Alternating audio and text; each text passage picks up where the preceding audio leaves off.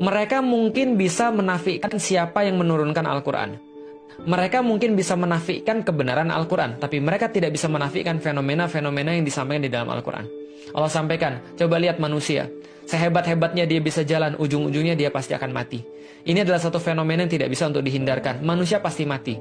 Coba kalian lihat, manusia dulunya tidak ada, tapi kemudian dia tiba-tiba menjadi ada. Dan kadang-kadang sampai sekarang ketika saya ngeliat anak saya, kadang-kadang saya lagi mikir, saya terus melamun, saya bilang, kok bisa ya? Ada dari tidak ada, terus kemudian tiba-tiba jadi kayak gini. Jadi tumbuh, jadi dewasa, tiba-tiba bisa melakukan segala hal. Ya, orang-orang yang sudah punya anak biasanya pernah mikir kayak begini. Mereka tuh merasa takjub banget, kok bisa ya? Kok bisa ya? Bahkan ketika masih di dalam perut ibunya pun kita sudah mikir begitu. Kok bisa ya? Ada terjadi kayak gini, bentuknya jadi kayak manusia. Padahal dari ketiadaan. Di dalam perut itu nggak ada apa-apa, tiba-tiba dari kecil, tiba-tiba jadi besar, lalu tiba-tiba jadi anak yang bisa kayak begini. Dan sampai sekarang secara biologis pun tidak ada yang bisa menjelaskan bahkan bagaimana dari sperma dan ovum, kemudian mereka bergabung jadi zigot, dari zigot jadi morula, morula jadi blastula, blastula kemudian berkembang terus membelah diri, dan tiba-tiba sel yang identik itu tiba-tiba berubah di saat tertentu, tiba-tiba seolah-olah mereka tahu untuk apa masing-masing. Bayangin ya, zigot itu identik karena sudah melebur antara sperma dan ovum. Kemudian setelah melebur mereka jadi morula. Morula itu semacam kayak bola-bola sel gitu. Lalu jadi blastula dan seterusnya. Dan itu membelah terus, itu kan identik sama selnya. Karena membelah diri. Dan sel-sel yang sama itu tiba-tiba nggak tahu siapa yang nyuruh. Kamu jadi tulang, kamu jadi otak, kamu jadi jantung, kamu jadi mata, dan sel-sel itu berubah semua sesuai dengan fungsinya masing-masing dan penempatannya tepat di situ. Nggak ada menerangkan ya. Antum ngelihat kemudian orang-orang yang kemudian tiba-tiba punya kelainan yang demikian besar sekali. Semua terjadi begitu teratur.